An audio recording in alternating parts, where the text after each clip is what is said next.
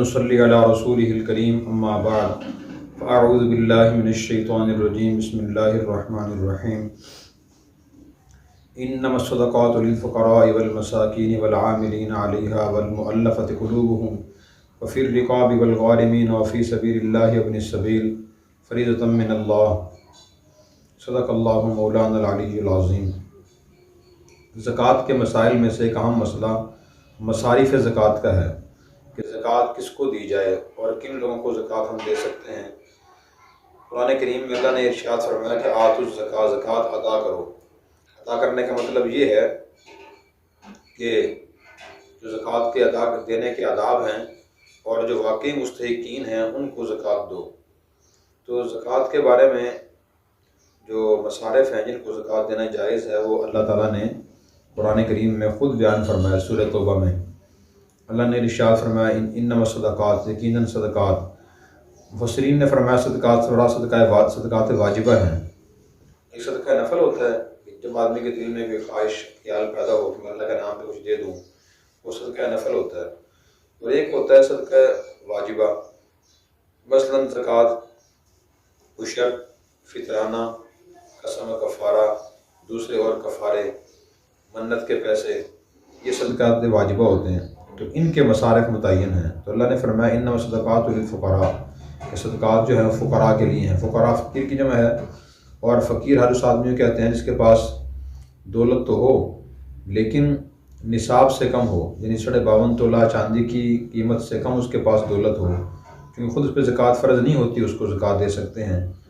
اور نمبر 2 دوسرا فرمایا کہ والمساکین، مساکین کو زکوٰۃ دے سکتے ہیں۔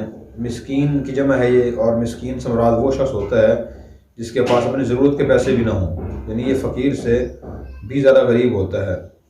نمبر 3 والعاملین علیہا، فرمایا کہ جو زکوٰۃ وصول کرنے کا عملہ ہو اس کو زکوٰۃ دے سکتے ہیں۔ نبی کریم صلی اللہ علیہ وسلم دور حکومت میں اور اپنی زندگی مبارک میں صحابہ کرام کو بھیجتے تھے مختلف علاقوں سے زکوٰۃ کی رقم وصول کرنے کے لیے، زکوٰۃ کا مال وصول کرنے کے لیے۔ صحابہ کرام وہ لے کے آتے رہے، پھر آپ جو جاتے تھے ان کو آپ صلی اللہ علیہ وسلم اس زکوٰۃ کے مال میں سے معاوضہ دیا کرتے تھے۔ اور اس سے آپ کا مزاج بھی سمجھ آتا ہے، صحابہ کرام مخلص بھی تھے، جانثار بھی تھے، ان کو بھی آپ معاوضہ دے کر کام کرایا کرتے تھے۔ تو اس لیے ایک آدمی کا مزاج یہ نہیں ہونا چاہیے کہ لوگ میرے کام مفت کر دیا کریں، لوگوں سے مفت کام لے لوں۔ کوشش کرے کہ وہ اپنے کام معاوضہ دے کر آئے، تاکہ دوسروں کی جو محنت اور خدمت ہے، وقت صرف ہوا ہے، اس کا کچھ صلہ مل سکے۔ خصوصاً جب کسی غریب آدمی سے انسان کام کرائے تو اس کو تو لازمی کچھ نہ کچھ دینے کی کوشش کرے۔ نبی کریم صلی اللہ علیہ وسلم کا یہ معمول تھا۔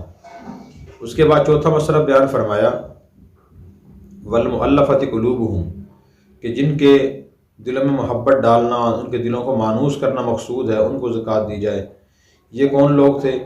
یہ وہ لوگ تھے کہ یہ تو مفسرین نے فرمایا کہ نئے نئے جو لوگ مسلمان ہوتے تھے تو ان کو آپ دیا کرتے تھے تاکہ اسلام پر یہ جمے رہیں، واپس نہ چلے جائیں۔ اور نمبر 2 مفسرین نے فرمایا کہ یہ مؤلفۃ القلوب وہ لوگ بھی ہوتے تھے جو غیر مسلم ہوتے تھے اور لیکن مسلمانوں کی یہ خیرخواہ ہمدرد ہوتے تھے۔ ان کے علاقوں میں جو مسلمان رہتے تھے تو ان کے دوسرے غیر مسلموں سے دفاع کرتے تھے، ان کو بھی آپ دے دیا کرتے تھے۔ اسی طرح جو لوگ اسلامی سرحدوں پہ رہتے تھے ہوتے تھے غیر مسلم، ان کو بھی دے دیا کرتے تاکہ یہ مسلمانوں کا دفاع کریں اور مسلمانوں کے خطرات سے آگاہ کرتے رہیں، دشمن کی طرف سے خطرہ پیش آئے، تو ان کو بھی زکوٰۃ دی جا سکتی ہے۔ اور اسی طرح پھر فرمایا وفی الرقاب، گردنوں کے آزاد کرنے میں۔ نبی کریم صلی اللہ علیہ وسلم کے زمانے میں غلام ہوتے تھے تو غلاموں کو آزاد کرانے کے لیے بھی زکوٰۃ کی رقم استعمال کی جاتی تھی۔ لیکن غلام تو نہیں ہوتے، لیکن جو لوگ ناحق قید ہوں وہ بھی غلام کی طرح ہوتے ہیں۔ اگر ان کے رہائی کے لیے تاوان چاہیے تو ایسے آدمی کو بھی زکوٰۃ کی رقم دی جا سکتی ہے۔ اگر وہ مستحق ہو، غریب ہو تو ان کو دے سکتے ہیں تاکہ وہ رہا ہو سکیں۔ اسی طرح فرمایا والغارمین، جو لوگ مقروض ہو جائیں تو ان کو قرض ادا کرنے کے لیے بھی زکوٰۃ دی جا سکتی ہے، دینی چاہیے۔ معاشرے میں ایسا ہوتا ہے کہ ایک آدمی بہت اچھا بزنس مین ہوتا ہے یا اچھا دولت مند ہوتا ہے، کسی وجہ سے بھی حادثہ پیش آتا ہے جس کی وجہ سے وہ بیچارہ انتہائی نادار غریب ہو جاتا ہے، تو ایسے لوگوں کا قرض ادا کرنے کے لیے، اور مقروض ہو جاتے ہیں وہ لوگ، ایسے لوگوں کا قرض ادا کرنے کے لیے بھی زکوٰۃ دینی چاہیے۔ سفید پوش جو ایسے لوگ ہوتے ہیں کس سے مانگتے بھی نہیں ہیں، تو ان کو خاص طور پہ جو مستحق ہوں لیکن مانگے نہ، ان کو بھی خاص طور پہ زکوٰۃ کی رقم دے کے انہیں قرض ادا کرانے کی کوشش کرنی چاہیے۔ اس طرح فی سبیل اللہ مسافر آدمی اپنے گھر میں جو مالدار ہو لیکن سفر میں ہو اور وہ غریب ہو جائے اور گھر سے پیسے منگوا بھی نہ سکتا ہو، اس کو بھی دے سکتے ہیں۔ امام بخاری رحمۃ اللہ علیہ نے فی سبیل اللہ کی تفسیر میں فرمایا کہ مراد اہل علم ہے، کہ جو آدمی علم حاصل کرنا چاہتا ہے لیکن اس کے پاس ذرائع نہیں ہیں، وسائل نہیں ہیں، اخراجات نہیں ہیں، مثلا کتابوں کے پیسے نہیں ہیں، سفر کے پیسے نہیں ہیں، سامان سفر نہیں ہیں، اس کو بھی دے سکتے ہیں۔ اس طرح فی سبیل اللہ کا مفہوم بہت وسیع ہے۔ یہ امام بخاری رحمۃ اللہ علیہ نے رائے پیش فرمائی ہے، ان کے نزدیک سب سے بہتر اہل علم ہیں، اور عبداللہ بن مبارک رحمۃ اللہ علیہ بھی اپنی جو صدقات اور زکوٰۃ وغیرہ ہوتے تھے اہل علم کو دیا کرتے تھے، عام لوگوں کو نہیں دیتے تھے۔ تو کسی نے کہا جی عام لوگ بھی تو مسلمان ہیں، غریب ہیں، آپ انہوں کیوں نہیں دیتے؟ تو عبداللہ بن مبارک رحمۃ اللہ علیہ جو بہت بڑے محدث فقیہ اللہ والے تھے، وہ فرماتے تھے کہ میں ان لوگوں کو اس لیے دیتا ہوں تاکہ ان کی ضرورتیں پوری ہوتی رہیں اور یہ اپنے دینی کاموں میں اللہ کی طرف متوجہ رہیں۔ تو جب ان کی ضرورتیں پوری نہیں ہوتی، یہ لوگ پریشان ہوتے ہیں، ان کی توجہ اللہ سے اور دین سے تھوڑی سی ہٹ جاتی ہے، تو میں ایک ایسے آدمی کی توجہ اللہ کی طرف لگائے رکھوں جو اللہ کی طرف متوجہ ہے، دین کی طرف متوجہ ہے، ایسے ہزار آدمیوں سے بہتر ہے جو دین کی طرف متوجہ نہیں ہیں۔ بڑی ان کی مبارک سوچ تھی ہے۔ نبی کریم صلی اللہ علیہ وسلم کے ارشاد بھی ہے لا یأکل طعامک الا تقی، کہ تمہارا کھانا کوشش کریں متقی آدمی ہی کھائے۔ ایک تو ویسے ہی عام کھانا ہوتا ہے کہ آدمی کسی کو کھانا کھلانا چاہے دعوت کا تو کوشش کرے متقی کو خاص طور پہ کھلائے۔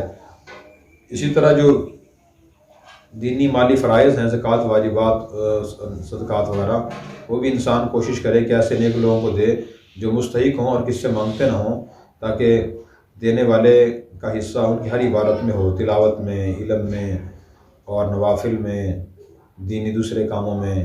اسی طرح فی سبیل اللہ کے مفہوم میں مجاہدین بھی داخل ہیں۔ جو شخص دین کسی طریقے سے سیکھنا چاہتا ہے، سکھانا چاہتا ہے، اس کے پاس ذرائع وسائل نہیں ہیں اور وہ مستحق زکوٰۃ ہے، اس کو بھی زکوٰۃ کی رقم دے سکتے ہیں۔ وہ ابن السبیل مسافر کو دے سکتے ہیں، جو آدمی مسافر ہو، جس میں نے عرض کیا، اس کو بھی دے سکتے ہیں۔ تو یہ اللہ تعالیٰ نے خود مصارف مقرر کیے ہیں، ہمیں ان کے مطابق زکوٰۃ دینی چاہیے۔ اور ان میں بھی کوشش یہ کرنی چاہیے سب سے پہلے جو اپنے قریبی لوگ ہیں، رشتہ دار ہیں، مثلاً بھائی، بہن، خالہ اور ماموں، پھوپھیاں، چچائیں، چچے، تو یہ جو خونی رشتے ہیں اور یہ ذوی الارحام میں آتے ہیں، صلہ رحمی کے زمرے میں آتے ہیں، تو ان کو خاص طور پہ پہلے دینے کی کوشش کرنی چاہیے اگر یہ مستحق ہوں۔ بہن اپنے بھائی مستحق کو دے سکتی ہے، بھائی اپنی بہن کو دے سکتا ہے، اور اسی طرح اپنے ماموں کو، ماموں اپنے بھانجے کو، اور اپنے خالہ کو، خالہ اپنے بھانجے کو اگر مستحق کو تو زکوٰۃ دے سکتی ہیں۔ تو ان کو پہلے دینا چاہیے۔ ان کو دینے سے دو ثواب ملتے ہیں، ایک تو زکوٰۃ ادا کرنے کا ثواب ملتا ہے اور دوسرا صلہ رحمی کرنے کا ثواب ملتا ہے۔ جب انسان کسی کو دیتا ہے تو فطری بات ہے کہ لینے والے کے دل میں دینے والے کی مزید محبت بڑھ جاتی ہے، محبت پیدا ہو جاتی ہے، تو ان کو پہلے دینے کی کوشش کرنی چاہیے۔ اسی طرح پھر اپنے جو علاقے کے اور فقراء مساکین ان کو دینے چاہیے۔ آج کل دینی مدارس الحمدللہ دین اسلام کو، مکمل دین کو پھیلانے اور اس کو محفوظ کرنے کے بہت بڑے ذرائع ہیں۔ پورا دین اسلام جس جگہ سے لوگ امت منتقل ہو رہا ہے وہ مدارس ہیں۔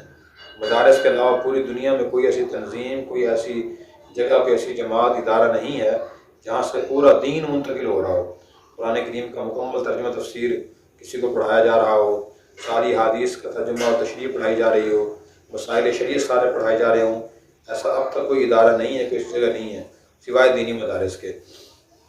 اس لیے ان کے ساتھ بھی تعاون کرنا چاہیے، ان کو بھی دینی چاہیے۔ نبی کریم صلی اللہ علیہ وسلم جب دیکھتے تھے کہ کوئی آدمی مستحق ہے اور آپ خود صحابہ کو ترغیب دیا کرتے ہیں کہ ان کی مدد کریں، اس لیے ہمیں چاہیے کہ ہم دیکھ تو خود مدد کریں، خود نہ کر سکیں تو ہم کوشش کریں کہ جو لوگ اہل خیر ہیں، مخیر حضرات ہیں، ان کو متوجہ کریں کہ وہ ایسے لوگوں اور ایسی جگہوں پر دولت خرچ کریں تاکہ ان کی دولت دین اسلام کے نشر و اشاعت اور حفاظت کے لیے استعمال ہو سکے۔ صحابہ کرام اور حضرت صلی اللہ علیہ وسلم کے پاس جو دولت تھی وہ ساری دینی مقاصد میں ہی استعمال ہوتی تھی اپنی ضروریات کے بعد، اس لیے ہمیں بھی اس کی کوشش کرنی چاہیے کہ اپنی ضروریات کے بعد جو دولت بچے وہ مستحق مسلمانوں میں دینی کاموں میں خرچ کریں، اپنی زیادہ آسائشوں میں اور زیادہ فضول رسوں میں خرچ نہ کریں۔ تو یہ زکوٰۃ صدقات کے مصارف تھے۔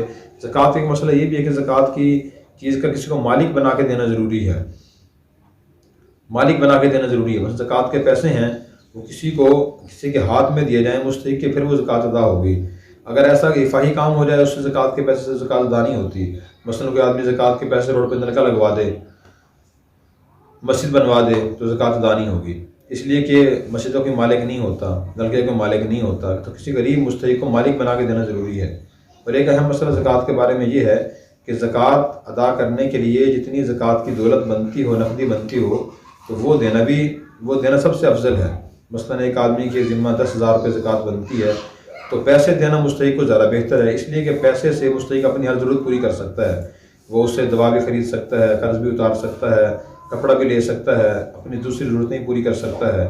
البتہ جہاں کوئی مستحق ایسا ہو کہ وہ خود اپنی اشیاء ضرور خرید نہیں سکتا، پھر وہاں اس کو جس چیز کی ضرورت ہو وہاں اس کو دے سکتے ہیں۔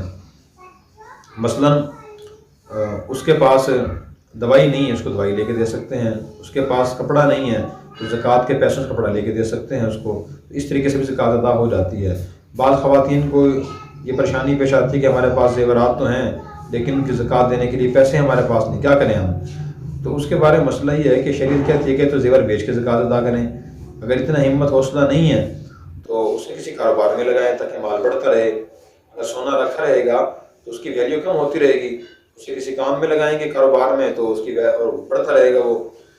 اور تیسرا طریقہ یہ ہے کہ زکوٰۃ یکمشت دینا ضروری نہیں ہوتی، بہتر تو یہی ہے یکمشت انسان دے دے، یکمشت نہ دے سکے تو آہستہ آہستہ بھی دے سکتے ہیں۔ مثلا ایک آدمی کی زکوٰۃ 10,000 بنتی ہے تو وہ ہر مہینے 1,000 زکوٰۃ کسی کو دے دیا کرے، تو اکٹھے دینا مشکل ہوتا ہے اور آہستہ آہستہ دینا آسان ہوتا ہے، تدبیریں بنا سکتے ہیں۔ تو زکوٰۃ ادا کرنا بہرحال فریضہ ہے، جن لوگوں کے ذمہ زکوٰۃ فرض اس کو ادا کرنے کی پوری کوشش کریں اور پورا حساب کر کے ادا کریں۔ ایک حدیث پاک میں آتا ہے کہ اللہ تعالیٰ کچھ لوگوں کو اپنی ضرورت سے زیادہ دولت دیتے ہیں، جب تک وہ اس دولت کو اللہ کے بندوں میں خرچ کرتے رہتے ہیں اللہ وہ دولت ان کے پاس رکھتے ہیں۔ جب وہ دولت گناہوں میں اور اپنی فضول خرچیوں میں خرچ کرنا شروع کر دیتے ہیں تو اللہ وہ دولت ان سے لے کسی کو دے دیتے ہیں۔ اور معاشرے میں دیکھتے بھی ہیں کہ پہلے ایک آدمی بہت مالدار تھا، بہت نادار ہو گیا، وہ اللہ کی اسی حکمت اور حکم کا نتیجہ ہوتا ہے اکثر۔ اللہ تعالیٰ ہمیں عمل کرنے کی توفیق عطا فرمائے۔ Subscribe now and press the bell icon. Never miss an update.